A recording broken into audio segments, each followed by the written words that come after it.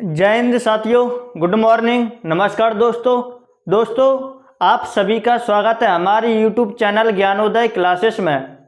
तो दोस्तों आपको बता दें कि ये जो क्लास है इसमें हम पढ़ने वाले हैं इलेक्ट्रीशियन थ्योरी। हम पढ़ रहे हैं आज की क्लास में पदार्थ के बारे में देखेंगे। तो दोस्तों आप सभी को बता दें कि ये जो क्लास है वो सभी टेक्निकल एग्जाम्स के लिए उपयोगी है, जैसे कि डीआरडीओ, इसरो, भेल, बार्क और एएलपी हम बात करते हैं। तो ये सभी एग्जाम्स के लिए ये जो क्लास है वो महत्वपूर्ण होने वाली है। तो दोस्तों आपको थोड़ी सी जानकारी दे दें कि हम जो आज की क्लास में देखने वाले हैं पदार्थ के बारे में। वैसे तो हम जो पदार्थ हैं उसको हम फिजिक्स में पढ़ते हैं, लेकिन हमारा जो थ्योरी में एक चैप्टर है प्रारंभिक विद्युत। अगर हम इसको नहीं समझेंगे तो वहाँ पर विद्युत नहीं समझ पाएंगे, इसलिए हमको थोड़ा सा पढ़ना पड़ता है। तो हम देख रहे हैं, तो आज हम देखने वाले हैं पदार्थ। तो सबसे पहले तो बात करते हैं कि पदार्थ कहते किसे हैं। तो पदार्थ किसे कहते हैं? तो पदार्थ वह होता है जो स्थान को घेरता है और जिसका कुछ द्रव्यमान होता है। तो जिसका कुछ द्रव्यमान है और स्थान भी घेरता है तो उसे हम पदार्थ कहते हैं। अब हम बात करते हैं पदार्थ की अवस्थाएं। तो पदार्थ की कितनी अवस्था हैं? पदार्थ की 5 अवस्था हैं: ठोस, द्रव्य, गैस, प्लाज्मा। ठोस, द्रव्य, गैस, प्लाज्मा। ठोस, द्रव्य, गैस, प्लाज्मा। यहाँ पे 3 ए है और ए है। 5 अवस्था: ठोस, द्रव्य, गैस, प्लाज्मा और बीईसी, बॉस आइंस्टीन कंडेंसर। तो 5 अवस्थाओं में से हम देखने वाले हैं। सबसे पहले तो बात करते हैं कि ठोस को इंग्लिश में कहते हैं सॉलिड। द्रव्य को इंग्लिश में कहते हैं लिक्विड। गैस को इंग्लिश में कहते हैं गैस। अब हम बात करते हैं कि ठोस की क्या परिभाषा है। तो ठोस जिसका आकार निश्चित हो, आयतन भी निश्चित हो और भार भी निश्चित हो, उसे हम कहते हैं ठोस। ठोस की परिभाषा क्या है? जिसका आकार, आयतन और भार तीनों ही निश्चित होते हैं उसे हम ठोस कहते हैं। जैसे कि एग्जाम्पल में बात की जाए, लकड़ी हो गया, धातु हो गया, प्लास्टिक हो गया, पत्थर हो गया, ईटीसी। तो ये सभी ठोस के उदाहरण हैं। अब हम देखते हैं ठोस द्रव्य को हम इंग्लिश में कहते हैं लिक्विड। तो जिसका आकार तो अनिश्चित है लेकिन आयतन और भार निश्चित होता है उसे हम द्रव्य कहते हैं। इसमें क्या कहा है? आकार तो क्या है? अनिश्चित है, लेकिन जो आयतन और भार है वो निश्चित है, तो उसे हम कहते हैं द्रव्य। इसके एग्जाम्पल की बात की जाए, जैसे कि पानी हो गया, डीजल हो गया, पेट्रोल हो गया और सभी केरोसिन हो गया, ये सभी ऑयल होते हैं तो द्रव्य में आते हैं। तो द्रव्य हमने समझ लिया। अब हम बात करते हैं गैस में क्या होता है। तो गैस का ना तो कोई आकार होता है और ना ही उसका कोई आयतन होता है। इसका क्या होता है? एक निश्चित केवल भार होता है। इसमें जो भार होता है उसका गैस का निश्चित होता है, आकार और आयतन दोनों ही अनिश्चित होते हैं। हमने यहाँ तक देख लिया। जैसे उदाहरण की बात की जाए, गैसें, सभी प्रकार की गैसें, जितनी भी जो गैसें होती हैं वो, और एलपीजी, सीएनजी। तो ये हो गया ठोस, द्रव्य, गैस। अब हम देखते हैं प्लाज्मा अवस्था।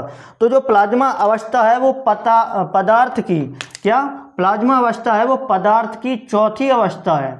पदार्थ की चौथी अवस्था क्या है? तो पदार्थ की चौथी अवस्था का नाम है प्लाज्मा अवस्था। जो प्लाज्मा अवस्था होती है उसका प्रयोग हम ब्रह्मांड की जानकारी के लिए उपयोग करते हैं। तो ब्रह्मांड के अध्ययन के लिए प्लाज्मा अवस्था का उपयोग किया जाता है। जैसे कि जो सूर्य के अंदर हाइड्रोजन का संलयन होता है, हाइड्रोजन की क्रिया होती है संलयन, वो उसके द्वारा हीलियम में कन्वर्ट होता है, बोले तो परिवर्तन होता है। तो हाइड्रोजन का हीलियम में संलयन होता है, तो वो किस अवस्था में होता है? तो प्लाज्मा अवस्था में होता है। तो सूर्य का ताप, इसी अवस्था के द्वारा हम सूर्य का अवस्था का पता लगाते हैं। तो हमने देख लिया प्लाज्मा अवस्था। पदार्थ की चौथी अवस्था है। ब्रह्मांड का अध्ययन करने के लिए इसका प्रयोग करते हैं, जैसे कि सूर्य का ताप। उसके बाद हम देखते हैं बॉस आइंस्टीन कंडेंसेट। कंडेंसेट को इंग्लिश में कहते हैं कंडेंसेट और हिंदी में कहते हैं संघनन। तो बॉस आइंस्टीन संघनन, बॉस आइंस्टीन कंडेंसेट, BEC। तो ये पदार्थ की पांचवी व्यवस्था है। तो पदार्थ की पांचवी व्यवस्था क्या है? तो पदार्थ की पांचवी व्यवस्था है बॉस आइंस्टीन कंडेंसेट और चौथी है प्लाज्मा अवस्था। अब हम बात कर रहे हैं कि बॉस आइंस्टीन कंडेंसेट क्या है। तो परम शून्य ताप पर भौतिक गुणों का अध्ययन करना। तो परम शून्य ताप क्या होता है? तो परम शून्य ताप होता है 0 डिग्री सेंटीग्रेड। 0 डिग्री सेंटीग्रेड, या हम कह सकते हैं -273 केल्विन। अगर हम उसको केल्विन में बदलेंगे तो -273 केल्विन, और सेंटीग्रेड में बदलेंगे तो 0 डिग्री सेंटीग्रेड। तो इसमें कहा गया है कि परम शून्य ताप पर भौतिक गुणों का अध्ययन। अगर हम किसी वस्तु का, हमको उसके भौतिक गुण देखने हैं तो बहुत ही कम टेम्परेचर पर, तो हम बॉस आइंस्टीन कंडेंसेट का प्रयोग करते हैं। तो इसमें हो गया परम शून्य ताप पर। जैसे कि जो पारा होता है, पारा को हम इंग्लिश में कहते हैं मरकरी, वो 4.12 केल्विन पर पारा अतिचालक होता है। पारा है वो 4.12 केल्विन पर सुपर कंडक्टर होता है। सुपर कंडक्टर अतिचालक होता है। अतिचालक का मतलब होता है कि उसके मार्ग में कोई बाधा ही नहीं आती। जैसे कि जब हम आगे पढ़ेंगे प्रतिरोध के बारे में, तो जब चालक होते हैं उनमें प्रतिरोध होता है। तो प्रतिरोध क्या करता है? धारा के मार्ग में रुकावट प्रदान करता है। तो जो पारा है, पारा को इतने ठंडे, यानी कि 4.12 केल्विन पर इतने ठंडे तक इसको ले जाएंगे पारा को, तो पारा में जो प्रतिरोध है वो नहीं बचेगा, और पारा सुपर कंडक्टर बोले तो अति चालक की भांति कार्य करेगा। उसमें से धारा पूरी की पूरी बहेगी। जो चालक होता है, अति चालक का मतलब यही है कि अगर यहाँ से 10 एम्पियर की करंट भेज रहे हैं, तो लास्ट तक जाते जाते 9-9.5 एम्पियर बचेगी। जो आधी एम्पियर है वो कहाँ गई? तो इनकी प्रतिरोध खा गया। तो इसमें क्या करेंगे कि जो 4.12 केल्विन पर पारा को हम उपयोग करेंगे, तो इसमें 10 की 10 करंट है वो वहाँ तक पहुँचेगी। तो इसमें प्रतिरोध बिल्कुल नहीं बचेगा। तो इसमें एक कहा है कि अतिचालक की भांति कार्य करेगा। उसके बाद हम बात करते हैं कि जो पदार्थ है, पदार्थ अणु, परमाणु तत्व, परमाणु अणु से मिलकर बना होता है। तो यहीं से बात करते हैं कि जैसे कि अणु होता है तो पदार्थ का सबसे छोटा कण। जैसे हमें पदार्थ पढ़ रहे हैं, जैसे कोई मान के चलो ये वस्तु है, ये पदार्थ है, इसका सबसे छोटा अणु क्या है? तो पदार्थ का सबसे छोटा कण, पदार्थ का इस जो वस्तु है, मार्कर है, ये जो पदार्थ है, इसका सबसे छोटा कण क्या है? अणु। इसका सबसे छोटा कण, तो पदार्थ का सबसे छोटा कण जो रासायनिक क्रियाओं में भाग लेता है, और भौतिक रूप से भी स्वतंत्र है, उसे हम कहते हैं अणु। जैसे कि एग्जाम्पल बात किया है कि H2 का अणु हो गया, और बात करते हैं जैसे कि अमोनिया का अणु है, मीथेन का अणु हो गया, CH4, NH2, H2SO4, ये सभी अणु होते हैं। तो अणु हमने देख लिया कि किसी भी पदार्थ है उसका सबसे छोटा कण, जैसे ये जो मार्कर है, इस मार्कर का सबसे छोटा कण क्या होगा? अणु होता है। तो जो ये रासायनिक क्रिया में भाग लेता है और भौतिक रूप से भी स्वतंत्र रहता है। इसका एग्जाम्पल हो गया H2O। उसके बाद हम बात करेंगे कि परमाणु क्या होता है। तो जो अणु है, अणु का सबसे छोटा कण परमाणु कहलाता है। ये केवल रासायनिक क्रिया में भाग लेता है, भौतिक रूप से स्वतंत्र नहीं होता है। लेकिन जो अणु है भौतिक रूप से स्वतंत्र भी है और वह रासायनिक क्रिया में भाग भी लेता है। तो यहाँ से हमने देख लिया कि पदार्थ का सबसे छोटा कण अणु कहलाता है, रासायनिक क्रिया में भाग लेता है और भौतिक रूप से भी स्वतंत्र है। लेकिन जो परमाणु है वो अणु का सबसे छोटा कण है और केवल रासायनिक क्रिया में भाग लेता है, भौतिक रूप से स्वतंत्र नहीं होता है। जैसे कि बात करते हैं कि hydrogen, helium, lithium, beryllium, boron, carbon, ये सभी क्या है? तो ये सभी हो गया परमाणु। अब हम बात करते हैं तत्व को इंग्लिश में कहते हैं एलिमेंट। तो जब दो समान प्रकार के परमाणु मिलकर क्या बनाते हैं, तो तत्व बनाते हैं। तो समान प्रकार के परमाणु से मिलकर बने होते हैं। तो तत्व क्या होता है कि दो या दो से अधिक समान प्रकार के जब परमाणु मिलते हैं तो उनसे तत्व बनता है। जैसे कि जब हाइड्रोजन और हाइड्रोजन के दो परमाणु मिले तो क्या बन गया, तत्व बन गया H2। जैसे ही ऑक्सीजन प्लस ऑक्सीजन, जैसे कि बात की जाए कि ऑक्सीजन का एक परमाणु है, ऑक्सीजन का एक और परमाणु हो गया, तो ये दोनों मिलकर बनाएंगे O2। ये परमाणु ये बन गया तत्व। उसी प्रकार से जो नाइट्रोजन होता है N2, तो ये सभी क्या है, तत्व है। तो समान प्रकार के दो या दो से अधिक परमाणुओं के मिलने से तत्व बनता है। उसके बाद हम बात करेंगे यौगिक। यौगिक क्या होता है, तो परमाणु का निश्चित अनुपात। तो जब परमाणुओं को निश्चित अनुपात में मिलाते हैं, क्या, जब दो या दो से अधिक या कई सारे परमाणु दो या दो से अधिक परमाणुओं को एक निश्चित अनुपात में मिलाते हैं। जैसे कि हम बात करते हैं, जैसे कि हमको कुछ चीज़ बनाना है, उस चीज़ में हमने बताया कि इसमें ये चीज़ इतनी मात्रा में डालना चाहिए, 2 मात्रा में, 3 मात्रा में, 4 में। तो इस तरीके से अगर उसका फॉर्मूला पता है और उसी के हिसाब से हम उस किसी वस्तु को बनाते हैं तो वो कहलाता है यौगिक। तो जो परमाणु होते हैं, परमाणुओं को एक निश्चित अनुपात में मिलाते हैं तो उनसे जो पदार्थ बनता है उसे हम यौगिक कहते हैं। क्या कहते हैं साथियों, यौगिक।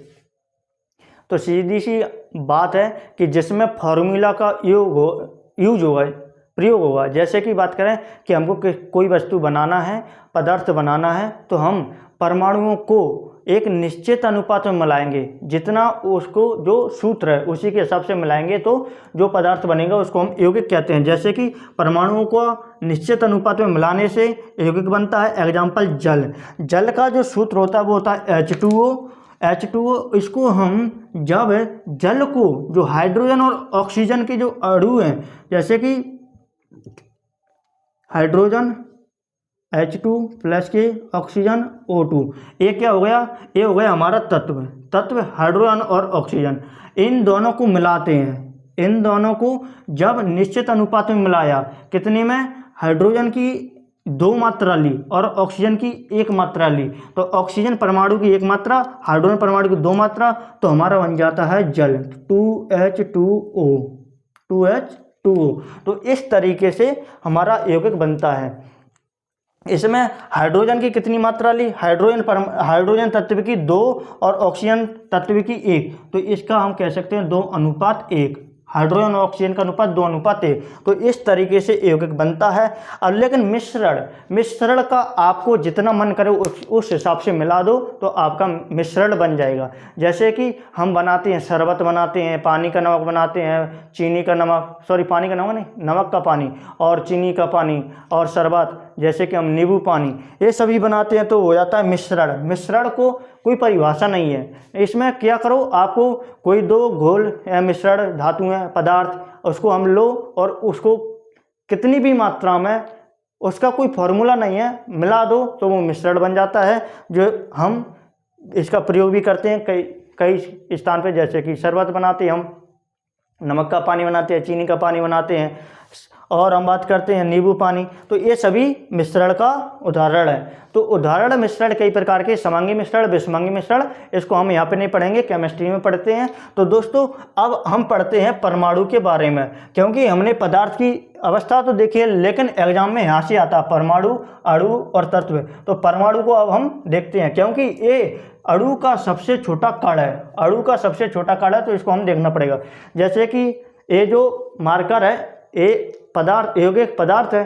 अब ये अणु से मिलकर बना हुआ, पहले तो कण अभी हम लिख देते हैं, फिर समझाएंगे आपको। सबसे पहले बात करते हैं अब हम परमाणु की संरचना को। तो जब तक साथियों आप रिवाइज कीजिए थोड़ा सा, तब तक हम इसको साफ करते हैं।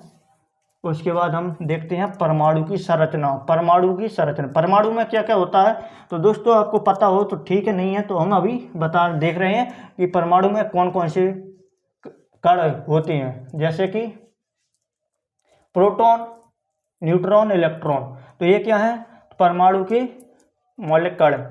और इसमें कई सारे कण होते हैं जैसे कि न्यूट्रिनो, और हम बात करते हैं मेसॉन, पॉजिट्रॉन, लेकिन हम केवल और केवल मूल कण ही देखते हैं। अब हम देखने वाले हैं परमाणु की संरचना।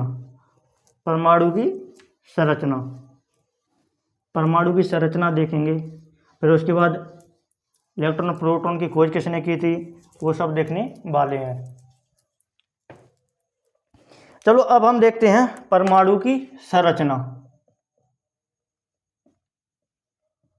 परमाणु की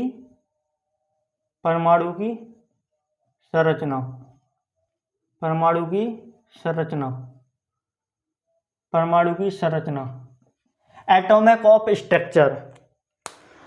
तो सबसे पहले तो बात करेंगे कि परमाणु में एक केंद्र होता है, परमाणु के अंदर एक केंद्र होता है।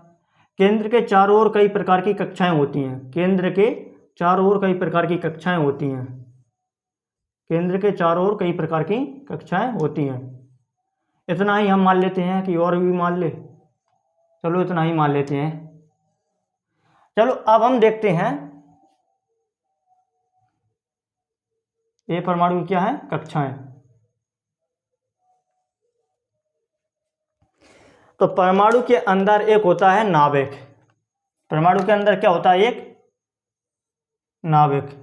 ये क्या है, नाभिक, नाभिक। और हम बात करते हैं नाभिक के अंदर ही क्या पाया जाता है, प्रोटॉन और न्यूट्रॉन। प्रोटॉन और न्यूट्रॉन कहाँ पाए जाते हैं, नाभिक के अंदर। और इलेक्ट्रॉन क्या होता है, बाहर की जो कक्षाएं होती हैं उनमें चक्कर लगाता रहता है, बाहर की कक्षाओं में चक्कर लगाता रहता है। कौन, इलेक्ट्रॉन। तो इलेक्ट्रॉन इन कक्षाओं में चक्कर लगाता है। तो नाभिक के अंदर क्या पाया जाता है, नाभिक के अंदर सबसे पहले तो हम बात करते हैं नाभिक की खोज किसने की।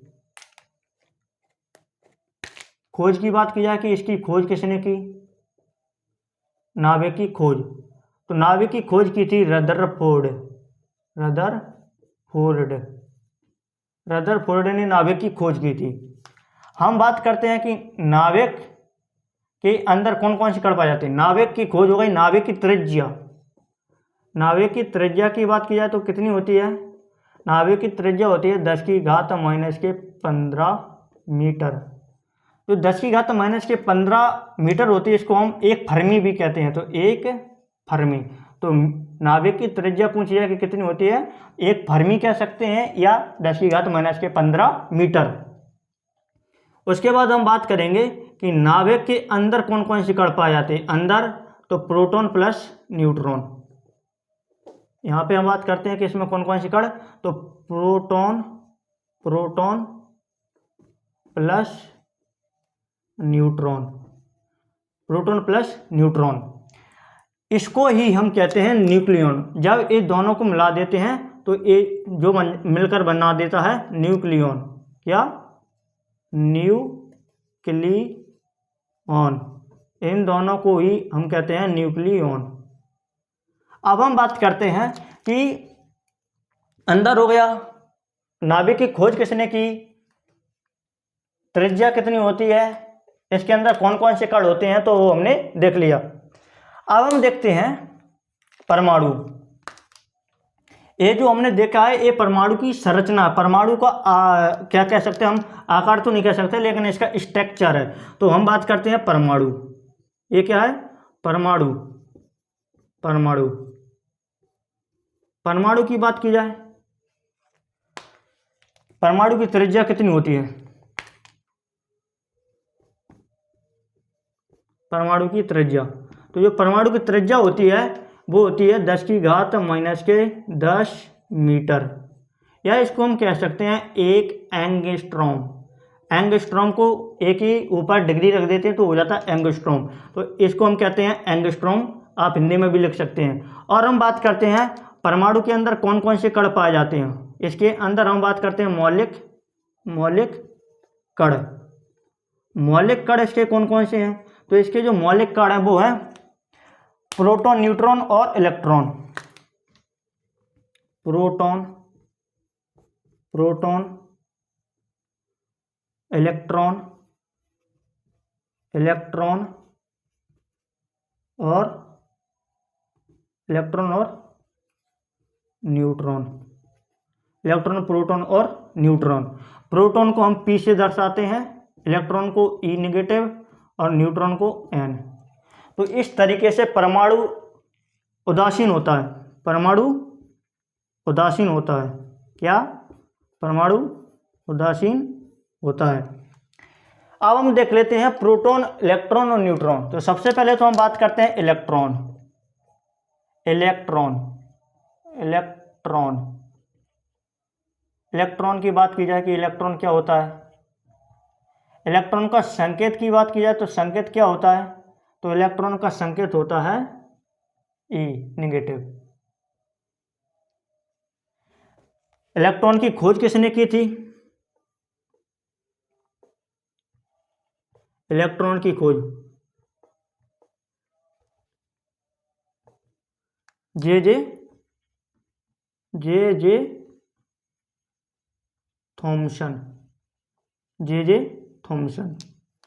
अब हम बात करते हैं कि इलेक्ट्रॉन कैसा, आवेश कैसा होता है। आवेश, इस पर धनावेश होता है कि ऋणावेश? तो आवेश का होता है इस पर इलेक्ट्रॉन एक ऋण आवेश होता है। बोले तो ऋणावेश, ऋणावेश।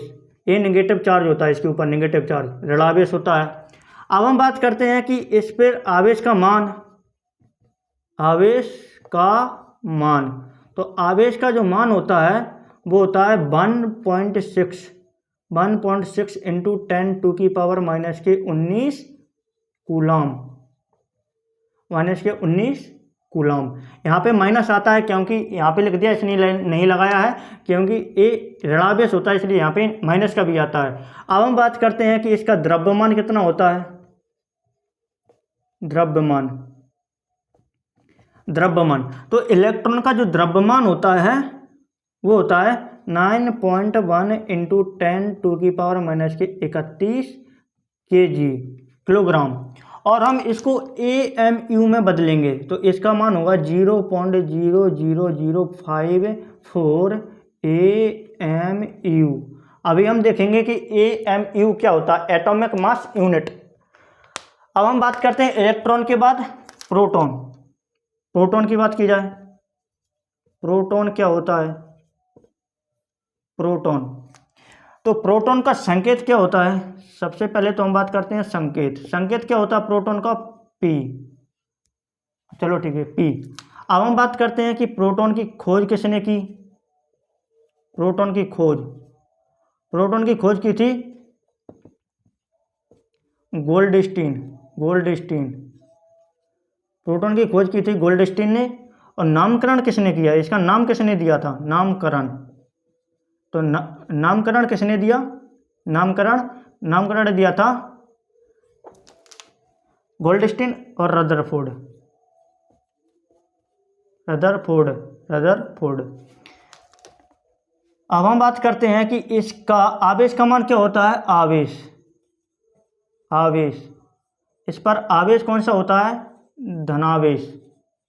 इस पर आवेश कौन सा होता है? धनावेश। उसके बाद हम बात करते हैं कि इस पर आवेश का मान कितना होता है? आवेश का मान, आवेश का जो मान होता है वो होता है प्लस के 1.6 इंटू 10⁻⁻⁻27 -19 कूलम, -19 कूलम। फिर हम बात करते हैं कि आवेश के मान देख लिया। अब हम देखेंगे द्रव्यमान। द्रव्यमान कितना होता है? द्रव्यमान, तो इसका जो द्रव्यमान होता है वो होता है 1.67 इंटू 10⁻⁻⁻27 kg, -1.67 इंटू 10⁻⁻27 kg। उसके बाद हम बात करते हैं कि इसके AMU में, तो 1.0008, तो 1.008 AMU ये होता है किसका मान? प्रोटॉन का। अब हम देख लेते हैं न्यूट्रॉन।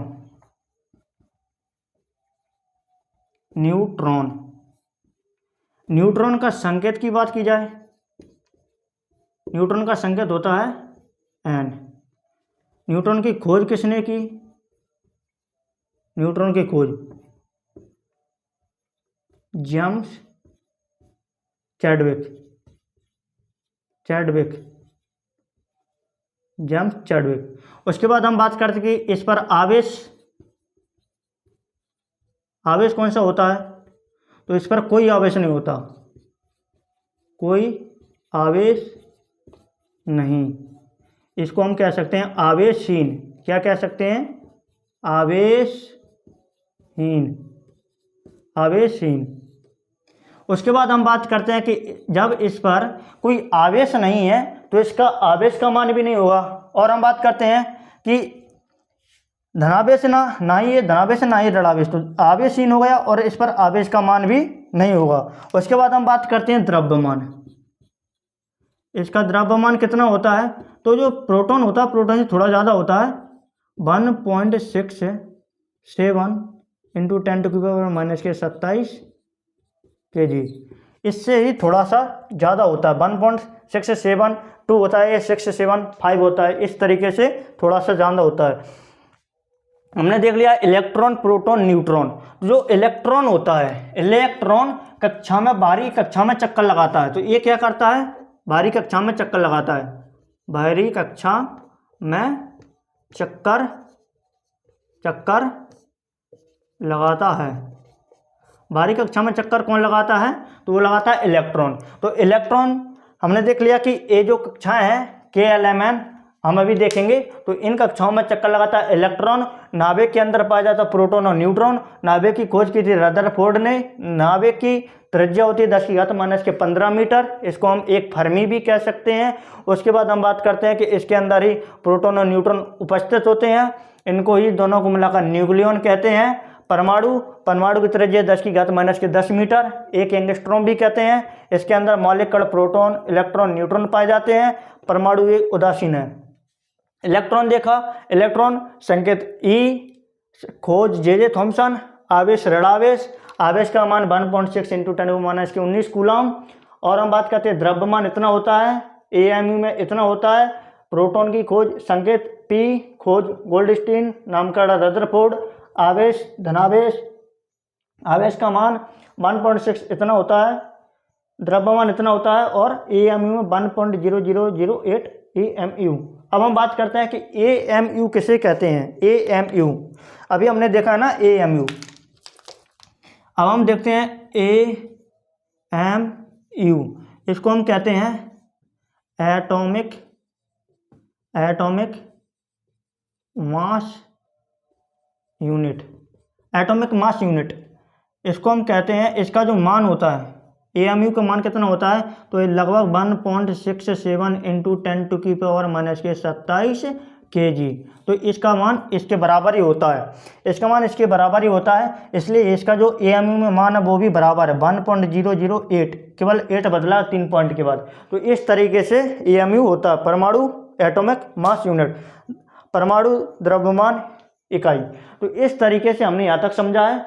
अब दोस्तों आज की क्लास में हम इतना ही पढ़ेंगे। कल हम देखेंगे इसके अंदर कक्षाएं होती हैं, KLMN होता है। इसमें जो इलेक्ट्रॉन भरे जाते हैं बाहरी कक्षा में, अधिकतम कितने इलेक्ट्रॉन होंगे तो वो हम देखेंगे किस सूत्र के द्वारा, तो 2n² के द्वारा। और हम बात करेंगे कि चालक किसे कहते हैं, कुचालक किसे कहते हैं, और अर्धचालक किसे कहते हैं। तो ये हम देखेंगे अगली क्लास में। आज की क्लास में बस इतना ही दोस्तों आपको ये जो क्लास है कैसी लगी हमको कमेंट में ज़रूर बताएं। और इस वीडियो में क्या क्या कमी है, उन कमियों को आपको कमेंट में ज़रूर लिखना है, क्योंकि हमें भी पता चले कि क्या कमी है और हम उन कमियों को सुधार सकें, अच्छे से अच्छा कंटेंट प्रदान कर सकें। तो दोस्तों आज की वीडियो को यहीं पे समाप्त करते हैं। धन्यवाद। जय हिंद साथियों। Thank you.